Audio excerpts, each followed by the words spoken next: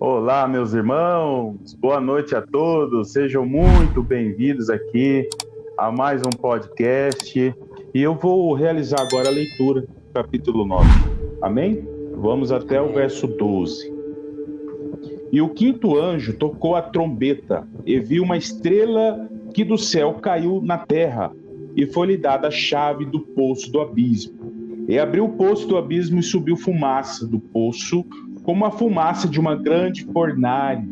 E com a fumaça do poço escureceu-se o sol e o ar. E da fumaça vieram gafanhotos sobre a terra. E foi-lhes dado poder, como o poder que tem escorpiões da terra.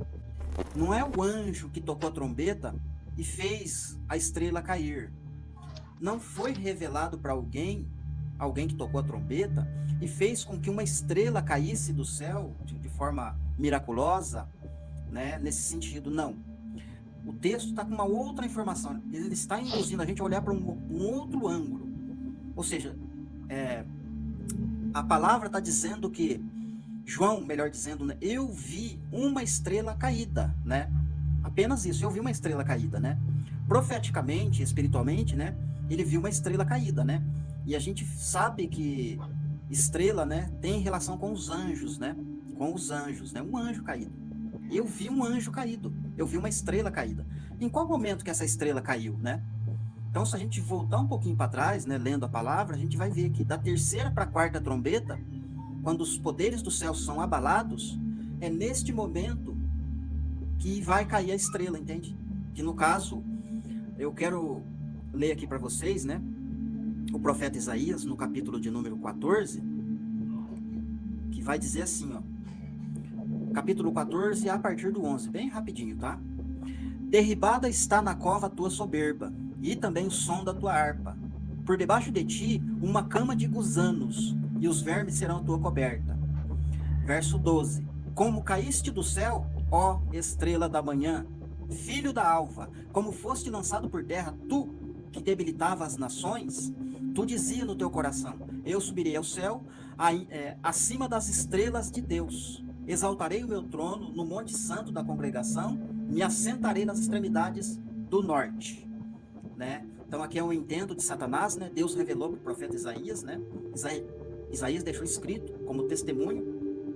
O interessante é que Isaías profetizou como se tivesse caído mesmo, né? Porque Deus está querendo dar um zoom, né? Na profecia, para a gente compreender ainda que o profeta viveu lá há quase 3.000 anos lá atrás, antes da gente, mas Deus deu a revelação para ele, né?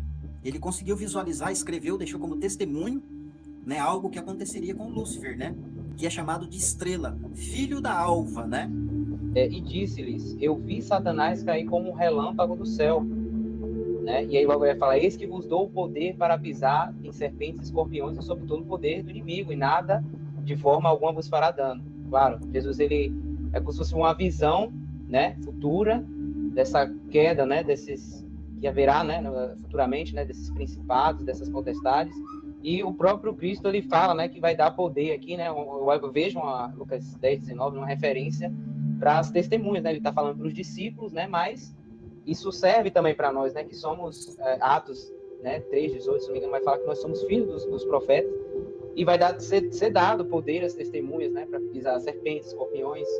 Eu vou ler mais um pouquinho aqui, ó, Judas capítulo 1, versículos 5, 6 e 7, que vai dizer assim, ó, quero, pois, lembrar-vos, embora já estejais cientes de tudo, uma vez por todas, de que o Senhor, tendo libertado um povo, tirando-o da terra do Egito, destruiu depois os que não creram. E os anjos que não guardaram o seu estado original, mas abandonaram sua própria morada, seu próprio domicílio. Ele os tem guardado sob trevas, em algemas eternas, para o juízo do grande dia. Então até o 6 já está bom. Ou seja, Judas está relatando, né, que Deus criou os anjos com um propósito, uma habitação espiritual, e eles tinham seus afazeres, mas eles abandonaram seus afazeres, né? Segundo escrita aqui, a palavra que Judas escreveu, eles desobedeceram à autoridade de Deus, abandonaram o seu posto original e se inflamaram com os homens, né? No caso, lá em Gênesis 6, vai mostrar lá que eles tiveram relações com as mulheres, né? Ou seja, então eles se prostituíram, né? E aí então Deus os aprisiona e os guarda, como a gente leu no verso 6. Eles estão em prisões eternas até o dia do juízo, ou do grande dia, que no caso a gente vai ler, ou destrinchar daqui para frente, conforme a gente for desenrolando aqui o entendimento dessa quinta trombeta, a gente vai ver que eles vão ser soltos, né? Eles vão ser soltos, e aí então vão começar a causar dano na Terra, né? Vão começar a causar dano. Só que eles vão ter poder e autoridade para causar dano na Terra, só que tem um detalhe. É falado para eles, vocês vão sair, só que vocês não vão poder causar dano quem tiver o selo de Deus na testa. Quem não tiver o selo de Deus na testa, vocês podem atormentar por 5 meses. E aí fica subentendido, peraí, a igreja é selada, a igreja tem o selo de Deus na testa. Mas as nações que restam não têm o selo de Deus na testa. Onde é que elas estão? Como é que vai fazer? Porque essas pragas aqui, esses gafanhotos, esses demônios, esses anjos caídos, essas estrelas, né? Ou o fiotinho de estrela, o filho da alva, né? Eles vão causar dano nos marcados da besta, no trono da besta, e vão atormentar as pessoas. Mas e as nações restantes estão aonde? As nações restantes foram conduzidas junto com a igreja para o deserto, para serem protegidas. Apocalipse 18, do 1 até o 7, mais ou menos, eu vou ler. Depois destas coisas, eu vi descer do céu um outro anjo, que tinha grande autoridade, e a terra se iluminou com a sua glória. Então exclamou com uma potente voz, dizendo: caiu a grande Babilônia, e se tornou morada de demônios, covil de toda espécie espírito imundo, esconderijo de todo gênero de ave imunda e detestável. Pois todas as nações têm bebido do vinho do furor da sua prostituição. Com ela se prostituíram os reis da terra. Também os mercadores da terra se enriqueceram à custa da sua luxúria. Ouvi outra voz do céu dizendo: retirai-vos dela, povo meu, para não serdes cúmplice dos seus flagelos e dos seus pecados, para não participar dos seus flagelos, porque os seus pecados acumularam até o céu, e Deus se lembrou dos atos iníquos que ela praticou. Dai-lhe em dobro, retribui para ela também, assim como ela deu de beber a vocês, conforme as suas obras. No cálice em que ela misturou sem bebida, misturai dobrado para ela. O 7. O quanto a si mesmo se glorificou e viveu em luxúria, dai-lhe igual medida, tormento e pranto, porque ela diz consigo mesma: estou sentada aqui como rainha, viúva não sou, pranto jamais vou ver. Então aí no verso 8 vai dizer: por isso, em um só dia, sobrevirão seus flagelos, morte, pranto, fome, e será consumida no fogo, porque poderoso é o Senhor Deus que a julgou. Resumindo a minha fala. Então esse contexto do Apocalipse 18 está mostrando todo esse tipo de bicho vivendo na terra, né? Nos lugares...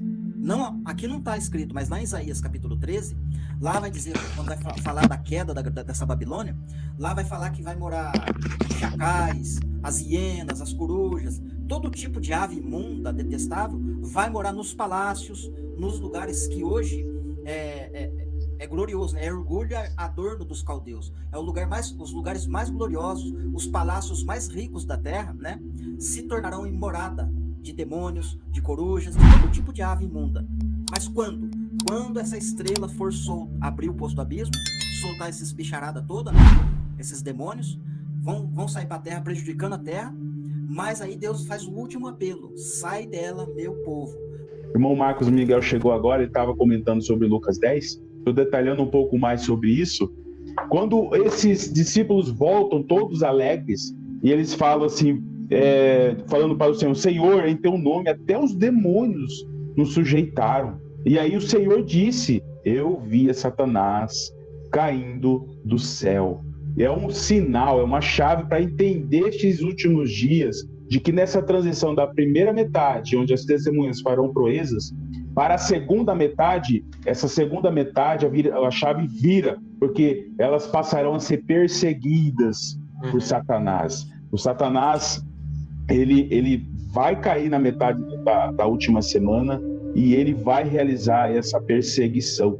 E aí Jesus diz assim: eis que vos dou poder para pisar serpentes, escorpiões, toda a força do inimigo.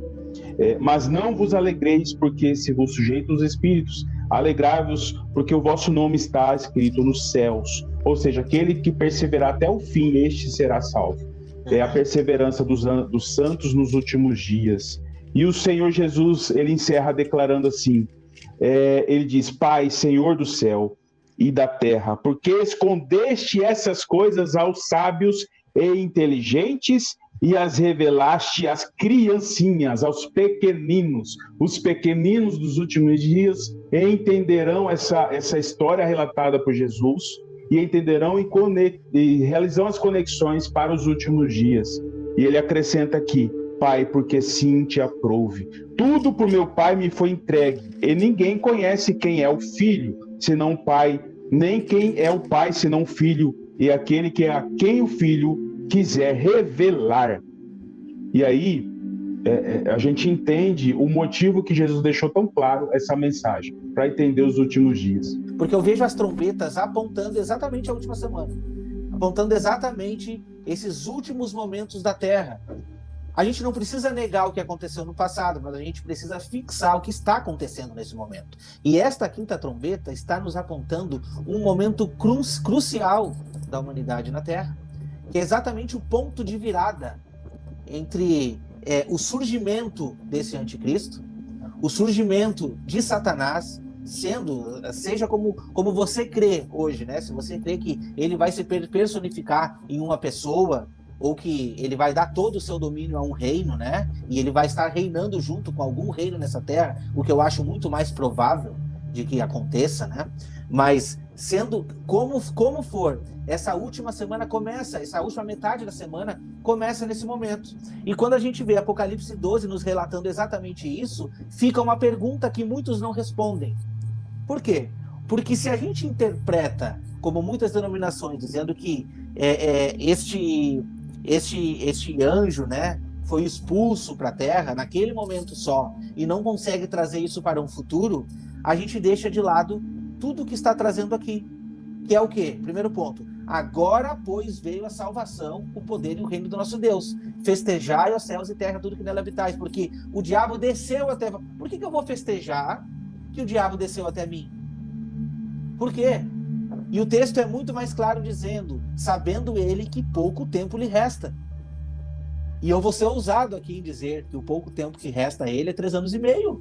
Tô certo ou não tô certo? Esse é o pouco tempo que lhe resta de uma grande perseguição.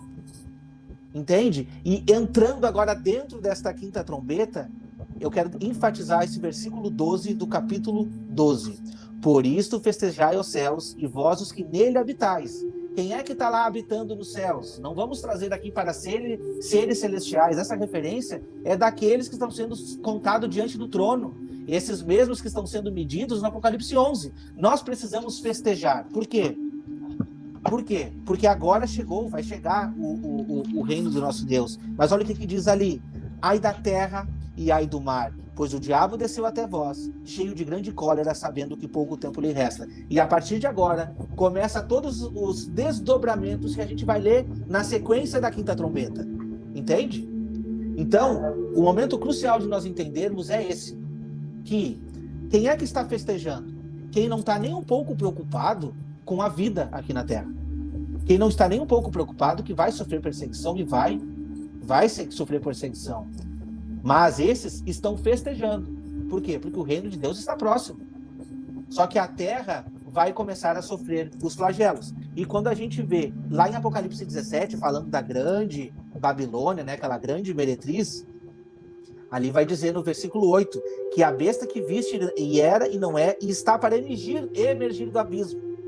E ela caminha para a destruição. E aqueles que habitam sobre a terra, a destruição daqueles que habitam sobre a terra, cujos nomes não foram escritos no livro da vida desde a fundação do mundo. Se admirarão vendo a besta que era e não é, mas aparecerá.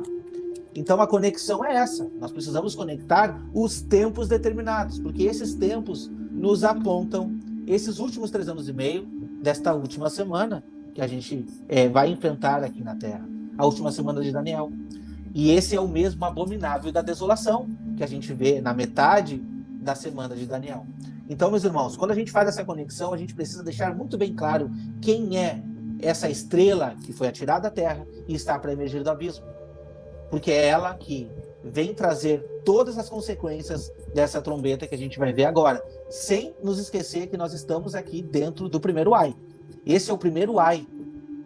E, meus irmãos, os danos que essa trombeta vai causar na terra, e a gente vai ver no versículo seguinte, que esses danos, como se fosse danos da picada de um escorpião, né? Como se fosse danos de gafanhotos, enfim, esses danos não vão atingir aqueles que estão selados por Deus. Nós não estamos falando aqui da perseguição, mas sim dos danos. Por quê? Porque a gente consegue ver a introdução dos flagelos em cima do trono da besta. Legal, maravilha. Antes de passar a palavra para o irmão Marcos Miguel, só lá a título de curiosidade, conectando com o que você disse aí, Wagner, quero comentar o livro de Enoque, capítulo 82. Enoque teve uma visão que se assemelha muito com o que a gente está tratando aqui. Então, no capítulo 82, diz assim: estava na casa do meu avô, Malaléu, quando vi o céu se purificando. Olha só a conexão com o Apocalipse 12, que Satanás deixa essas regiões celestiais, ele cai sobre a terra. O céu se purificando e algo sendo removido e arremessado sobre a terra, ao abismo. Enoque acordou e relatou ao seu avô Malaléu. E o avô disse: confirmado está o que tens visto, meu filho. Todo pecado secreto, né?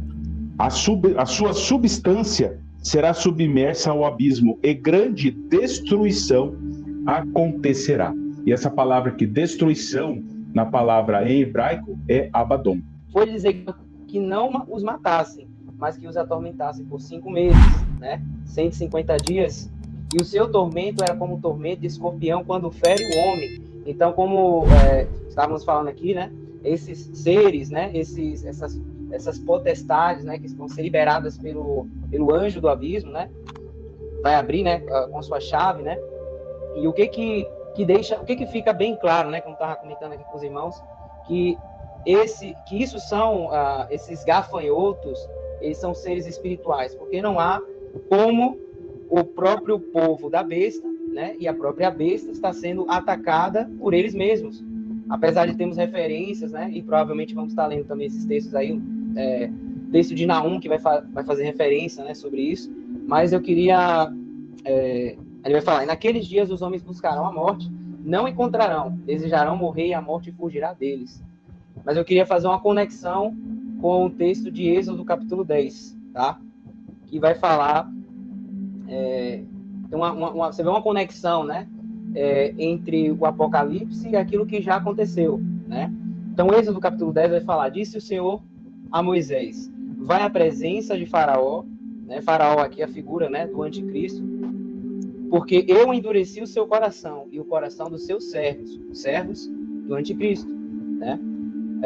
Para que eu mostre estes sinais diante dele, e para que tu contes ao ouvido dos teus ouvidos e os dos ouvidos dos teus filhos as coisas as coisas e meus sinais que fiz entre eles no Egito, para que saibais que eu sou o Senhor. E Moisés e Arão, figura aqui, né, das duas testemunhas, Moisés e Arão foram à presença de Faraó e lhes disseram: assim diz o Senhor, Deus dos Hebreus, quanto tempo recusarás a humilhar-te diante de mim? Deixa o meu povo ir para que me sirva. Então, essa mesma figura daquilo que aconteceu no passado, né, a gente vê que vai acontecer futuramente, né?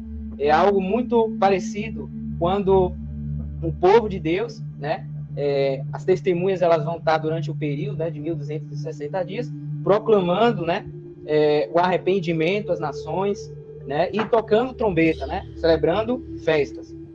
Então, em diante, né? Se não te recusares a deixar o meu povo ir, eis que amanhã trarei locustas para a tua costa. É o que Deus está fazendo. Então, uma das pragas que houve lá no Egito foram os gafanhotos, né? Foram as locustas que invadiram, né, o Egito. Então, a gente tem essa mesma figura no passado, Deus ameaçando o faraó, figura do anticristo, né?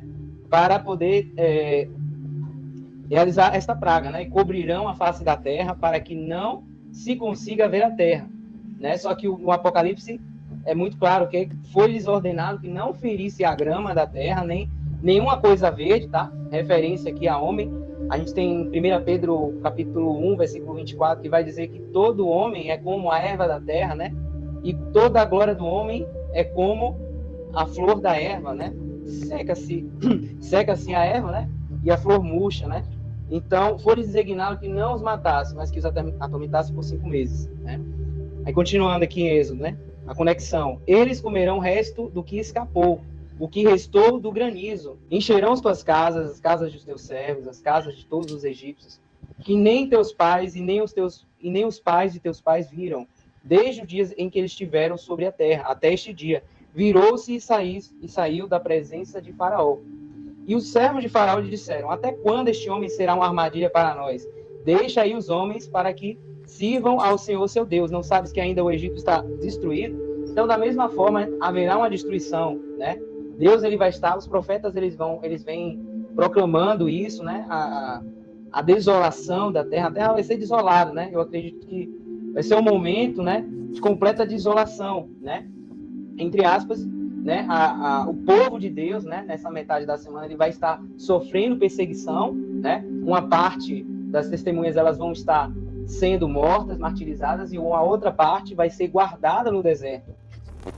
E tinham couraças, como couraças de ferro, e o ruído das suas asas era como o ruído de carros, quando muitos cavalos correm para a batalha. Então, é um momento ímpar, né? Esse momento que deles, essa demonstração de poder, né? Demonstração de força, e também, né? Só que é pro lado inverso, né? Poder das testemunhas falsas, né? E eu quero ler aqui em Jó, capítulo 41, uma descrição, algo semelhante a esse verso 9 aqui de Apocalipse.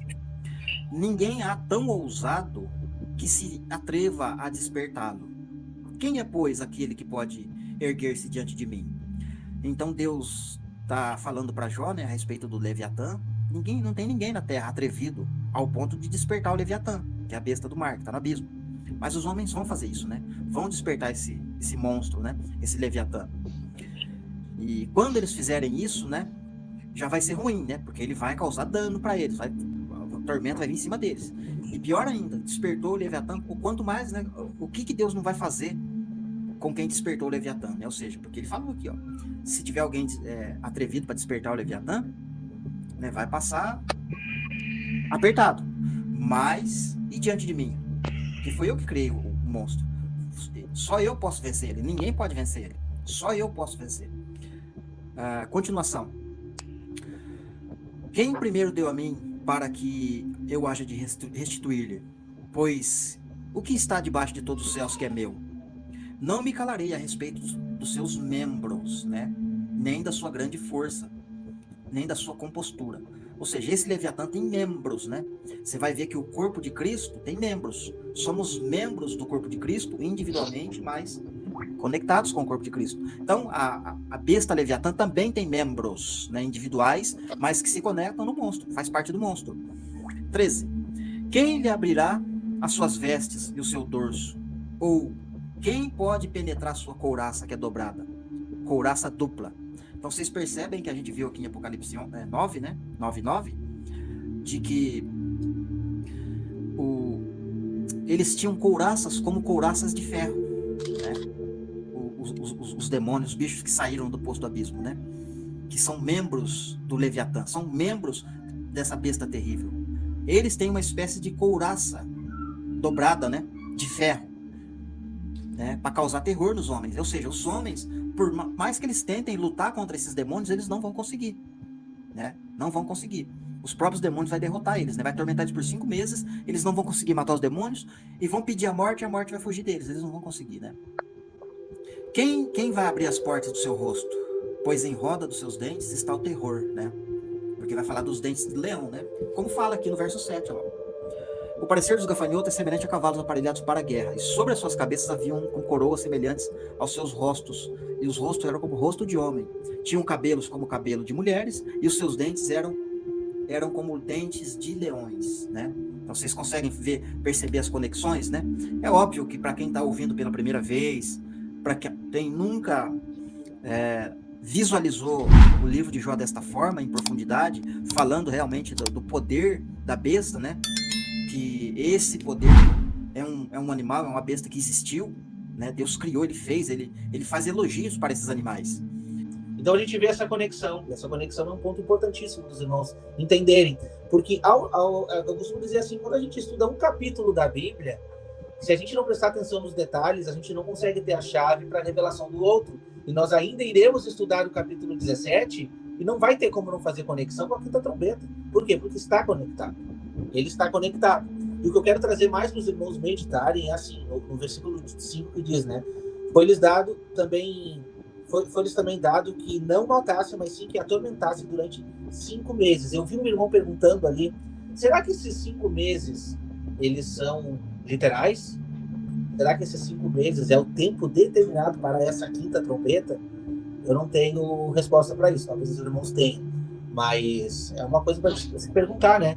Porque se a gente tem 3 anos e meio, onde tudo está acontecendo, e esse primeiro ai, ele está acontecendo aí exatamente na metade da última semana, talvez a gente tenha que ver exatamente esse tempo. Eu não tenho essa resposta, meu irmão. Eu não tenho. Mas o que eu quero trazer para que os irmãos consigam meditar é que, assim como o irmão Marcos trouxe, os homens buscarão a morte fugirá deles. Então eles vão sofrer todos esses tormentos que estarão ali acontecendo. E quando a gente vê aqui esses gafanhotos que estão aí agindo, será que é gafanhoto mesmo? Um gafanhoto que está ali atingindo plantações e tudo? Será que é esse o intuito? Mas o que o versículo nos traz, né? Que eles são gente, a coraça de ferro, que as suas asas faziam como barulho de carros e de muitos cavalos quando correm a peleja. E a gente vê nos selamentos os cavalos. Quando a gente vê ali o terceiro selo, o quarto selo, a gente vê um cavalo de destruição. É o cavalo da destruição que está agindo no momento. E exatamente o mesmo momento do quarto selo e o mesmo momento ali do quinto selo. É como se fosse a passagem do quarto para o quinto selo, onde a gente está vendo esse momento acontecendo. Entende? Então, a conexão, ela é perfeita. Então, não é... Como é que eu posso dizer? Não é absurdo dizer que esse gafanhoto é parecido com um cavalo. Entende? Porque, na verdade, a gente está usando uma simbologia de animais para estar apontando um reino que está vindo. E a profecia das 70 semanas nos mostra o quê? O povo de um príncipe que há de vir. Esse povo, ele age com autoridade oriunda de quem? Do seu príncipe, entende? Então, nesse momento, aqueles que não estão selados pelo Senhor estão sofrendo os flagelos oriundos aí desta trombeta e tudo que estará acontecendo nesse momento. Legal, maravilha. Importante, o irmão Márcio citou aí acerca o despertar da besta. Interessante, porque no despertar da besta, concomitantemente, desperta a ira de Deus contra o povo da besta.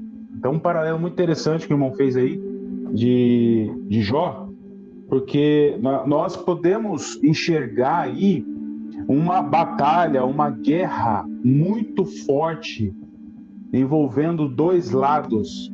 De um lado, a besta que é despertada, que sobe do abismo e ela vai perseguir os santos, e parte desses santos, dessas testemunhas, vão morrer, e o sangue derramado dessas santas testemunhas vai despertar aí o agir de Deus, a ira de Deus sobre o povo da besta. Por isso que nós podemos aí entender que do abismo surge uma besta, que está lá em Apocalipse 11, aqui no verso 7. E quando acabar o testemunho, a besta que sobe do abismo, e a palavra abismo aqui é abissos, a mesma palavra usada aqui, nós estamos lendo aqui da trombeta, a besta se levantará do abismo e lhes fará guerra, e as vencerá e as matará.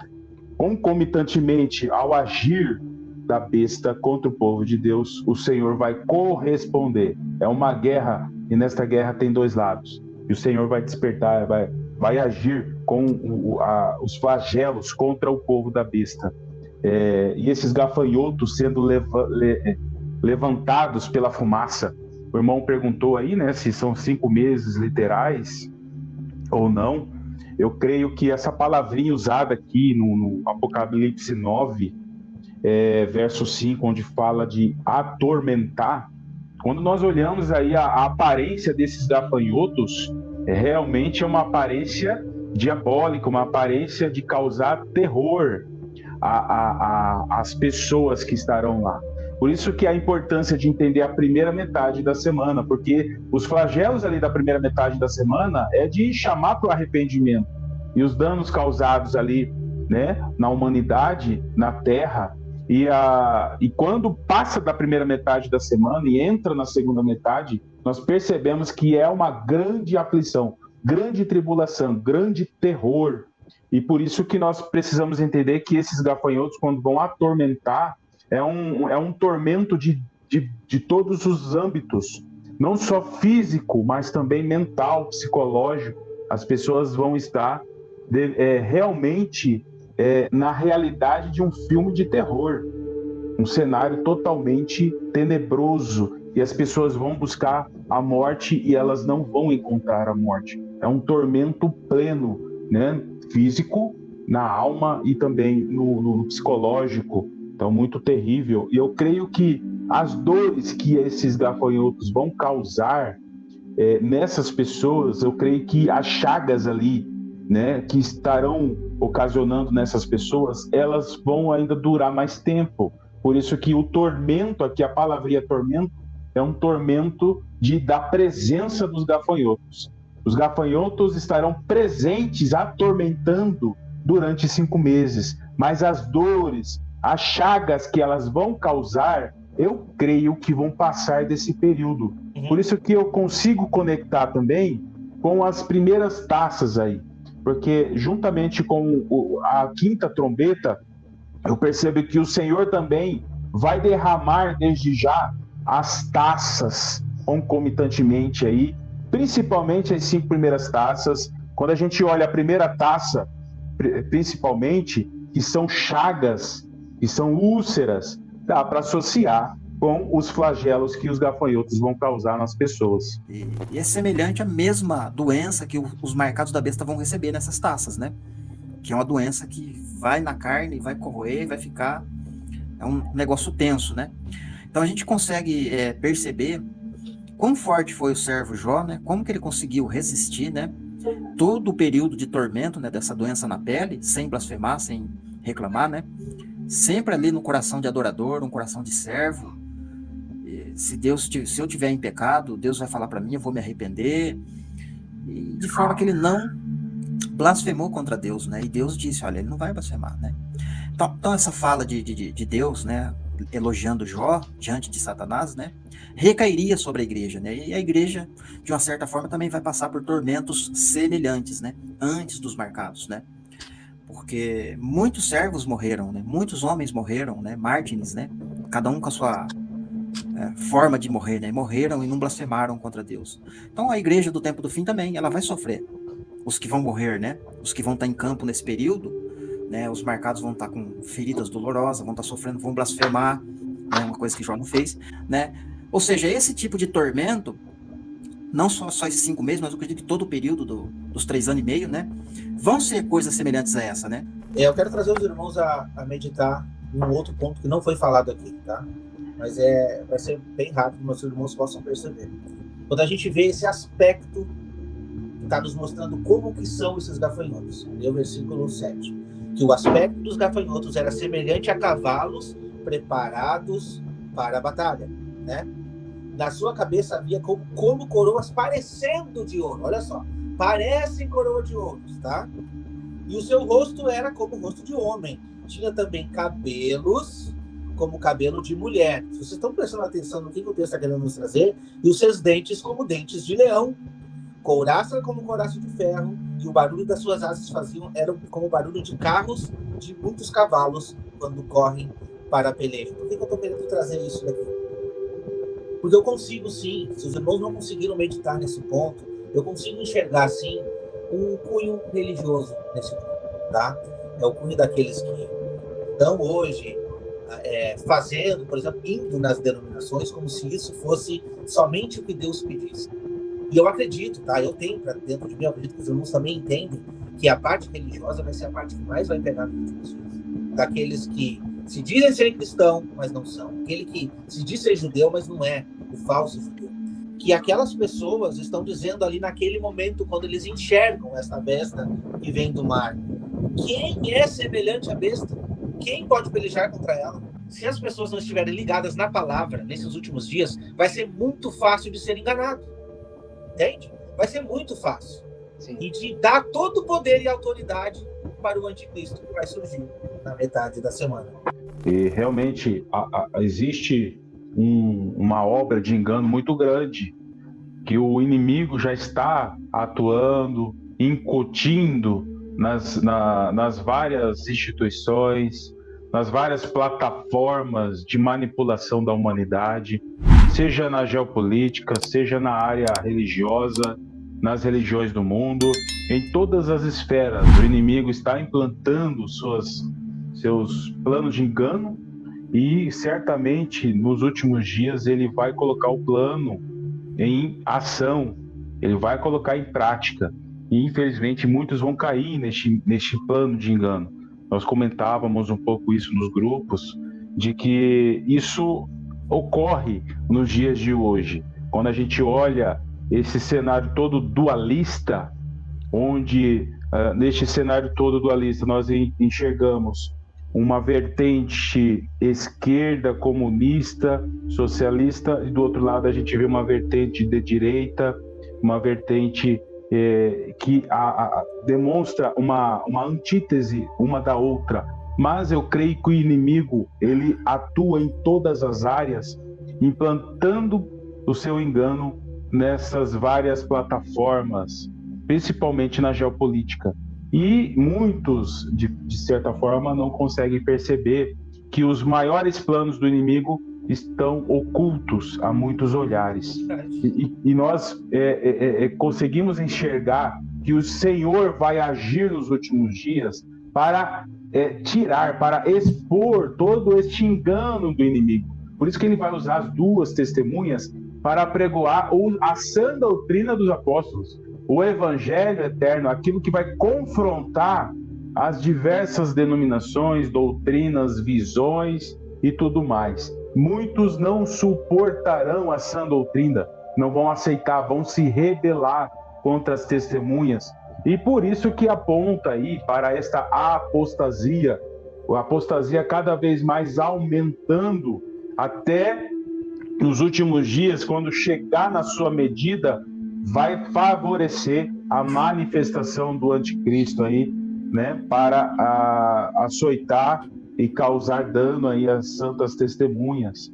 Eu vou deixar aqui também o meu encerramento, de que nesta quinta trombeta, que é o início aí dos ais contra a iniquidade, contra o povo da besta, contra aqueles que não têm na testa a marca do Deus vivo. Vou deixar aqui uma mensagem onde o irmão Marcos Miguel trouxe aqui acerca de Naum, aqui no capítulo 3, e ele diz assim: por causa da multidão dos pecados, da muito graciosa meretriz, da mestra das feitiçarias, que vendeu os povos com os seus deleites e as gerações com as suas feitiçarias. Um apontamento direto para a grande Babilônia, né? E o Senhor diz assim para ela: o fogo ali te consumirá. E a gente sabe que da quinta trombeta, né, do abismo sai uma fumaça de uma fornalha ardente. Dessa fornalha, gafanhotos para causar dano ao povo da besta. E esses danos, como danos que se assemelham a queimaduras, quem já sofreu a picada de um escorpião sabe disso, né? A perniciosa, ela causa essa aflição como se fosse uma queimadura. As chagas, elas se assemelham a uma queimadura. E aqui está escrito que fogo ali te consumirá, a espada te exterminará, consumir-te-á como a locusta. Olha aí a associação com a locusta, com o gafanhoto. Multiplica-te como a locusta, as dores como causados como gafanhotos. E no verso 19 ele diz assim: não há cura para a tua ferida, a tua chaga é dolorosa. Todos os que ouvirem a tua fama baterão as palmas sobre ti, porque sobre quem não passou continuamente a tua malícia. Então é uma mensagem forte e que serve para o nosso aprendizado e entender de que nós aqui que estamos buscando, esquadriando as Escrituras, existem mensagens aí nos profetas, no Antigo Testamento, até mesmo na Torá, na lei, que mostra a revelação do que o Senhor vai realizar nesses últimos dias. Lembrando os irmãos que esse é apenas o primeiro ai. Eis que vem ainda 2 ais. Então, a partir do próximo estudo, vai ser complicada a coisa, né, irmão Ricardo? Vai ser a 6ª trombeta, e tem muitas coisas aí interessantes, e vai ser muito, muito legal compartilhar isso com os irmãos. Ótimo, vai ser maravilhoso. Então, muito obrigado a todos, Deus abençoe, que todos fiquem com a paz do nosso Senhor Jesus, e até o próximo podcast. Deus abençoe.